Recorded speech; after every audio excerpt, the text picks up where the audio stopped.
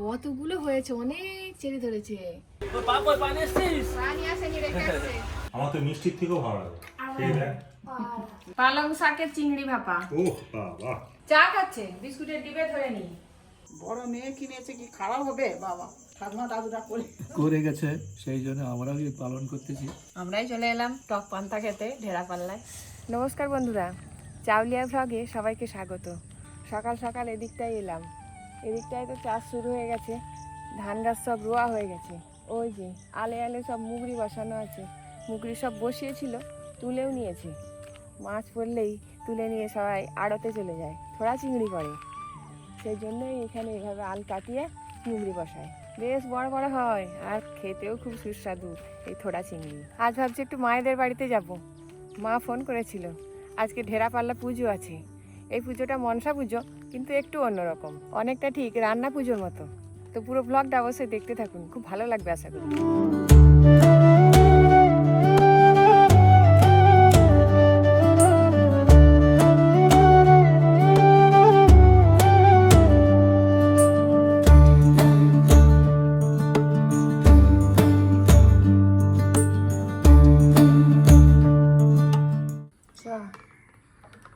কি গো, বৃষ্টি হবে নাকি?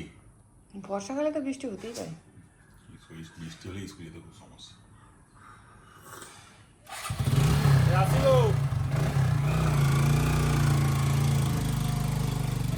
এখন পড়া আছে তো। জামা কাপড় কেচে কুচে নিয়ে ছাদে এলাম মিলতে। এসেই দেখি গেট খুলেই একবারে ফুলে ফুলে ভরে গেছে বাগান, ছাদ বাগান।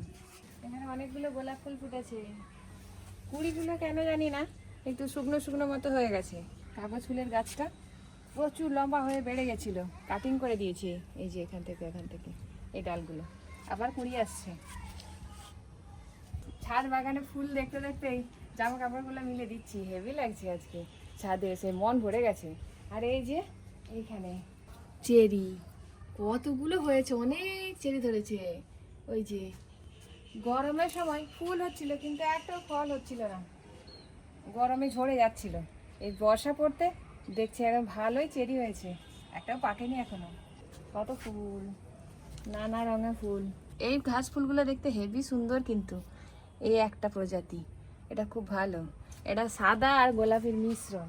এগুলো যেমন শুধুই সাদা, গোলাপি, হলুদ, এটা একটা মিক্সড ফুল, হালকা গোলাপি আর ডিপ গোলাপি দুটো মিলিয়ে। এটাতে একসঙ্গেই লাগানো আছে দু রকমের ফুল।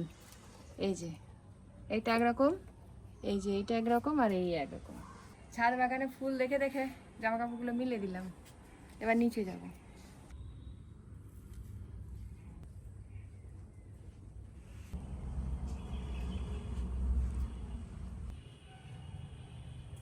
ভুট্টার চাল আর ভাতের চাল অল্প দিয়েই খিচুড়ি, সবকিছু সবজি দিয়েছি। আর এই যে পাঁপড় ভাজা করেছি। রিতমও এই খাবার খেয়ে গেছে আর আমরাও খেতে বসেছি, আমি আর রিভু। ভালোই লাগছে। আবার ঘি দিয়েছি উপর থেকে, দই দিয়ে খেলেও খুব ভালো লাগে। আজকে ঘি দিয়ে খাচ্ছি, ঘি দিয়ে আর পাঁপড় দিয়ে, সোয়াবিন দিয়ে, নানা রকম সবজি দিয়ে, গাজর, কুমড়ো এসব দিয়ে, অনেকটা ঠিক ডালিয়ার মতো। টিফিন করে রিভু আর আমি দুজনে বেরোলাম, মার্কেটে যাব। রিভু এগিয়ে চলে গেছে।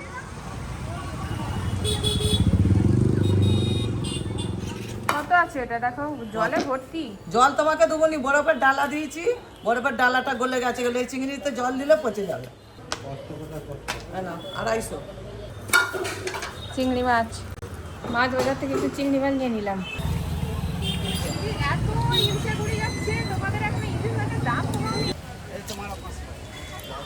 কিসে টাকা? ও টাকা লাইট। মাছ নেওয়া হয়ে গেল। চলো এদিকে এসো। পালং শাক, পালং শাক নেবো। বেগুন কত করে যাচ্ছে? বেগুনের প্রচুর দাম। বেগুন নিই দুটো।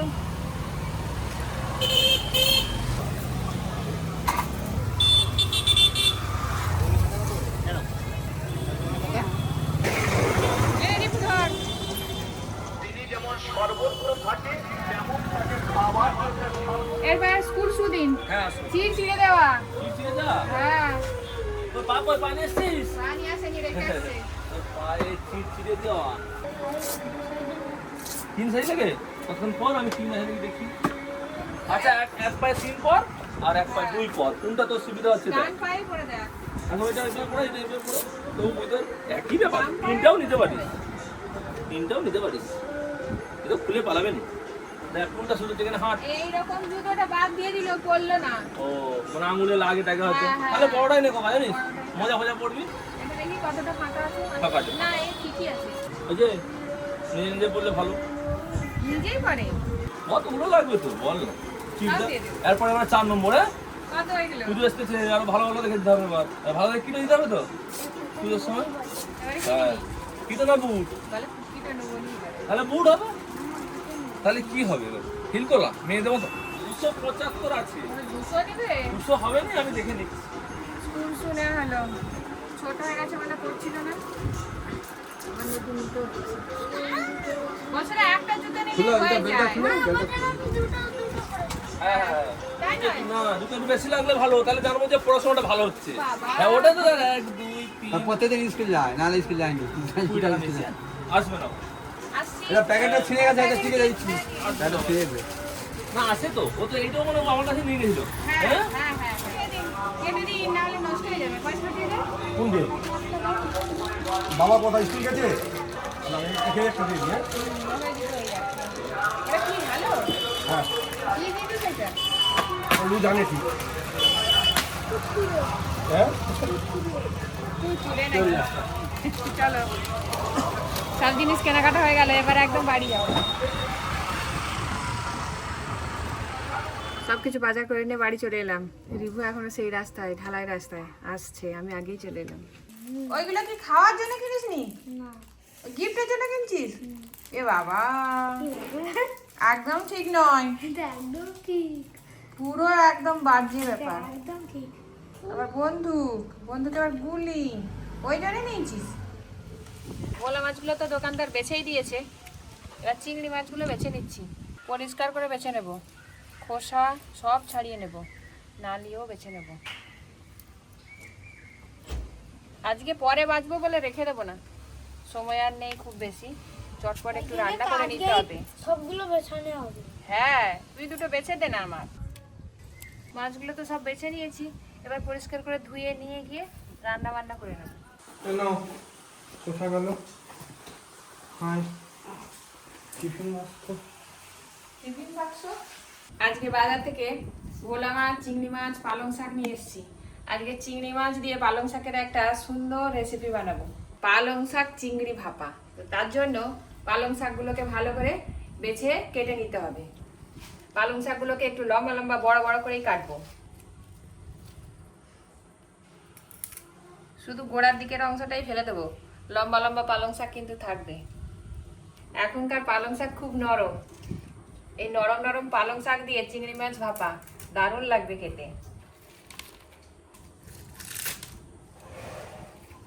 যেই পালং শাকগুলো একটু বড় সেইগুলো মাঝখান থেকে একটু দুভাগ করে দেবো, আর ছোটগুলো গোটা গোটাই রেখে দেবো। সব পালং শাকগুলো ভালো করে বেছে দুভাগ করে কেটে নিয়েছি, বড়গুলো ছোটগুলো এক টুকরো করেই আছে। এবার পরিষ্কার করে ধুয়ে নেব, দিয়ে রান্না বান্না হবে। মাছের মধ্যে একটু প্রথমে লবণ দিয়ে দেবো, পরিমাণ মতো হলুদ গুঁড়ো, শুকনো লঙ্কার গুঁড়ো, জিরে গুঁড়ো, সরিষা বাটা, এর সঙ্গে দিয়ে দেবো সরিষার তেল। সব মশলাগুলো দিয়ে চিংড়ি মাছটা একটু মেখে রেখে দেবো। কড়াই অল্প একটু তেল দিয়েছি, এবার কিছুটা পালং শাক দিয়ে দেবো। এবারে ম্যারিনেট করে রাখা চিংড়ি মাছ দিয়ে দেবো, অল্প একটু জলও দিয়ে দেবো, ওপর থেকে আবার পালং শাক চাপা দিয়ে দেবো। এবার ওপর থেকে চাপা দিয়ে দেবো। পালং শাক থেকে এমনিই জল বেরোবে, সেই জলেই চিংড়ি মাছ, পালং শাক সবই সেদ্ধ হয়ে যাবে। আস্তে আস্তে এমনি কি আনছো মানে মুখ দিয়ে একদম ফোটে বেরিয়ে আছে কি আনছো আয় আয় কি আনছি এটা কোথা থেকে বেরিয়ে হ্যাঁ বাবা কোথায় ছোট একটা বন্দুক চলে চলে একটু দেখো কি টিচকেও ঘিচকাও সব কিছুই বেশ ভাপে সেদ্ধ হয়ে গেছে। এবার গ্যাসটা অফ করে দেবো। এইভাবেই কিছুক্ষণ রেখে দেবো। পুজোর জন্য সব জোগাড় যন্ত্র করে নিয়েছি। ফল কেটে নিয়েছি, ফুল তো বাজার থেকেই নিয়ে এসেছিলাম।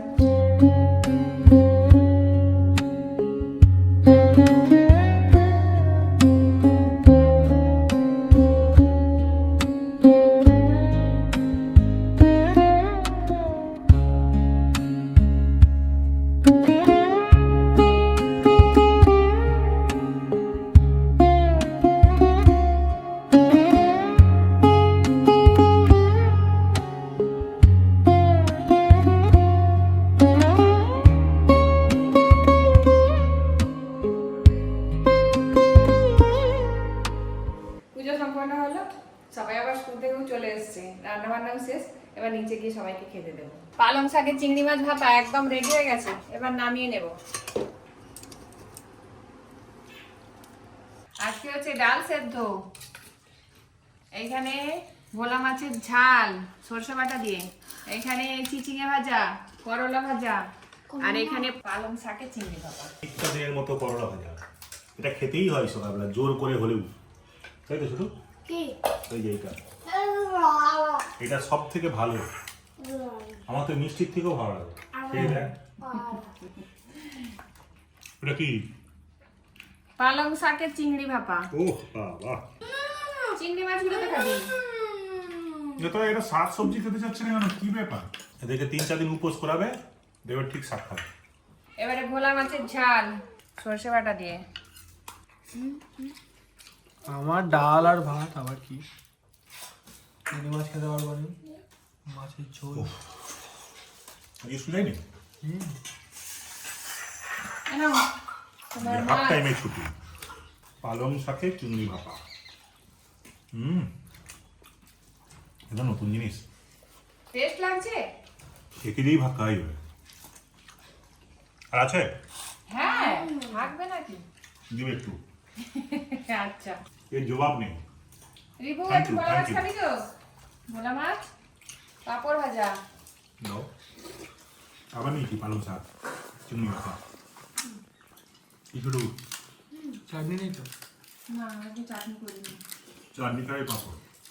ডালিয়া মতো, তার সঙ্গে খাওয়ার জন্য পাঁপড়গুলো ভেজেছিলাম। ও আচ্ছা আচ্ছা। রিতম নিয়ে এসছে খাবে বলে। আচ্ছা কি বাবড়ি হবে নাকি? বৃষ্টি যদি না হয়। না একদম নিয়ে যাবো। বৃষ্টি হলেও যাবে। বাবু যাবি তো? আজ হচ্ছে রান্না পুজো ঘেরা পাল্লা, না, রান্না পুজো রান্না পুজো না, ঘেরা পাল্লা বলে এখানে এদিকে। মা বাড়িতে দেখ ঘেরা পাল্লায় কি কি হচ্ছে। এটা একটা রান্না পুজোর মতোই উৎসব। চিংড়ি মাছটা করছো পালং শাক দিয়ে, ভোলা মাছটা করার কোনো দরকার ছিল না। তোমার ছেলেটা কি খাবে? বড় ছেলেটা? তাও ঠিক, তো ছোটটা কি খাবে? সে তো কিছুই খায়নি। ছোটটা চিংড়ি মাছ খেলো। ও খেলো না? কোথায় ভোলা মাছ এখানে এসেছিল? না, আজকে মার্কেটে গিয়ে নিয়ে এসছি। বেজে হাতে যে বরফের মাছে কেন জানি না শুধু লবণ দেওয়া থাকে, নুন আর মাখাতে লাগে না। লবণের মাছ নুন না দিলে খারাপ হয়ে যাবে। এই মাছগুলো অন্তত 2 মাস আগে পড়েছে। মাছ সমুদ্র থেকে ধরে ধারে আসতেই 15 দিন। চা খাচ্ছে, বিস্কুটের ডিবে ধরে নি। ওই যে মাছ দেখে দেখে আর মাছের ডিম দেখে দেখে বলছে চল দিদির বাড়িতে যাবো। বলছে আমার পড়া আছে, রিতমের বাবা বলছে একটু কাজ আছে। উনি হয়তো রাতের দিকে যেতেও পারে, আবার নাও যেতে পারে। রিভু আর আমি দুজনে বেরিয়েছি বাপের বাড়ি যাব, মায়েদের ওখানে। ওই আসি।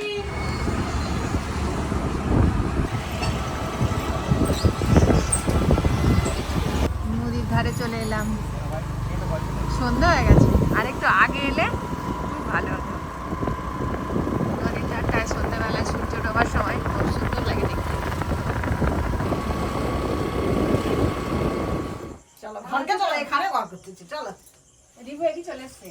কই এসে গিয়ে দুটো বলে আমাকে বলে হ্যাঁ আমি আসবো, আর আসি বলে কাশি যাচ্ছে। আর বের হলাম একটু বেলা বলি, আস্তে আস্তে আবার সন্ধ্যা হয়ে গেল।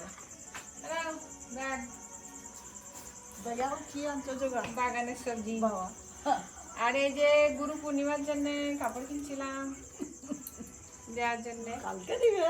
ওই তো গুরু পূর্ণিমা চলেই গেছে, আর আসা হয়নি, আজকেই দেখলাম। আজকেও পুজো বাড়ি। Thank you. আর খুলে দেখো জিনিসটা দিলাম, থ্যাংক ইউ বললে রেখে দিলে হবে? পছন্দ হলো নাকি দেখো। তুই বছরে 3-4টে শাড়ি দিবি, পরতে পারিনি, পরতে পারবে, এটা হচ্ছে গিয়ে পুজো পরতে পার্বণে পারিনি, পরেই থাকে। একটু পরবে। সিল্কের এটা বড় মেয়ে কিনেছে, কি খারাপ হবে বাবা? খুবই সুন্দর। হেবি সুন্দর। হ্যাঁ পছন্দ হয়েছে তো? হ্যাঁ, খুব সুন্দর হয়েছে। একটা এরকম শাড়ি থাক, পুজো পার্বণে পরতে, কোনো অনুষ্ঠান অনুষ্ঠানে কোথাও পুজো বাড়ি আর হলো কি কোনো আমার ওরকম কিছু সেরকম যাওয়া হয়ে ওঠেনি। হবে। ঠিক আছে, যে বড় মেয়ে যখন তখন পরে যেতে হবে। কিছু বলেন দেখো। হ্যাঁ, দাদুর সাথে গল্প হয়েছে? বাবা ভালো আছে তো?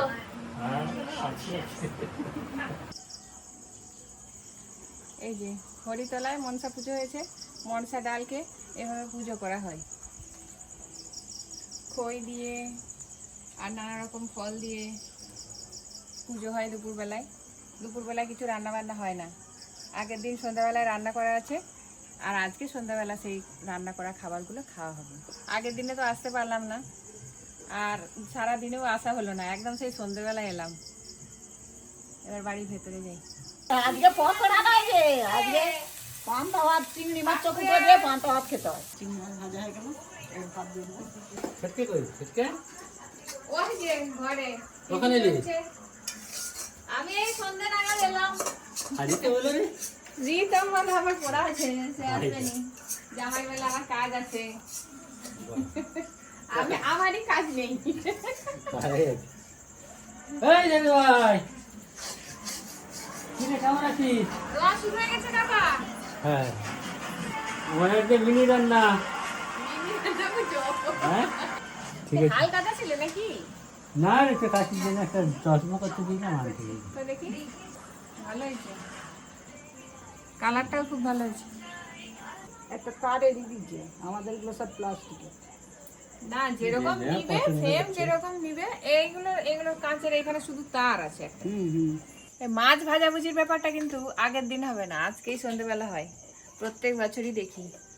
এদিকে মা বাটা মাছ ভাজা করেছে, আর এদিকে চিংড়ি মাছ। চিংড়ি মাছগুলো কাঁচা লঙ্কার সাহায্যে মেখে নিতে হবে, কাঁচা লঙ্কা দিয়ে মেখে দারুণ লাগে খেতে, একটু সরিষার তেলও দিতে হবে। চিংড়ি মাছ মাখা রেডি হয়ে গেল, এবার মা খেতে দেবে। না না আচ্ছা কমিয়ে নিচ্ছি। এটা রিবুর লবণ, এটা আমার লবণ। এই পান্তা ভাতে কিন্তু একটু লবণ না মেখে খাওয়া যাবে না, তাই জন্য একটু লবণ নিয়ে নিলাম। টকটক একদম পান্তা। এখনো ভাজাভুজি আসেনি, খিদে লেগে গেছে আমারও। খেয়ে নাও না, ওটা নিয়ে এসে গেছে নারকেল ভাজা। নারকেল ভাজা, চিংড়ি মাছ কোথা? চিংড়ি মাছ কোথা? চিংড়ি মাছ, সজনা শাক ভাজা, চিচিঙে ভাজা, নারকেল ভাজা। চিংড়ি মাছ ভাজা। চিংড়ি মাছ ভাজা এখনো পরে আসবে, এইগুলো দিয়ে আগে খাওয়া হয়ে যাবে। বাবা বলো। নারকেল ভাজাটা বেশি ভালো লাগে। নাও, এবারে বাটা মাছ বাটা মাছ ভাজা। No no no no. আমাদের এই প্রথাটা অনেক দিন থেকেই ঠাকুমা দাদুরা করে করে গেছে, সেই জন্য আমরাও এই পালন করতেছি।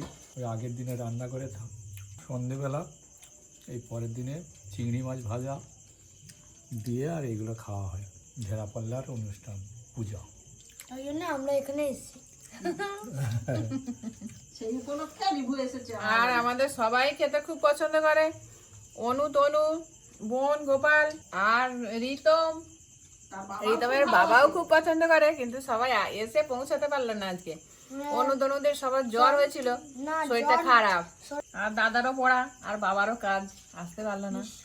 আমরাই চলে এলাম টক পান্তা খেতে ঢেরা পাল্লায়। চিংড়ি মাছ ভাজা দিয়ে, মনসার পুজো। হ্যাঁ মা মনসা পুজো। মনসা পুজোর খাওয়া দাওয়া একবার ভর পেট খেয়ে দিয়ে উঠে পড়েছি, পেট একদম ভর্তি। এবার পান্তা খেয়েছি, ঘুমও লেগে যাচ্ছে। সারাদিনের ব্লগ তো দেখলেন, কেমন লাগলো অবশ্যই কমেন্টে জানাবেন, আর যদি ভালো লাগে অবশ্যই সাবস্ক্রাইব করে আমাদের পাশে থাকবেন। আজকে বাপের বাড়িতে এই ব্লগটা শেষ করলাম, সবাইকে জানাই শুভরাত্রি।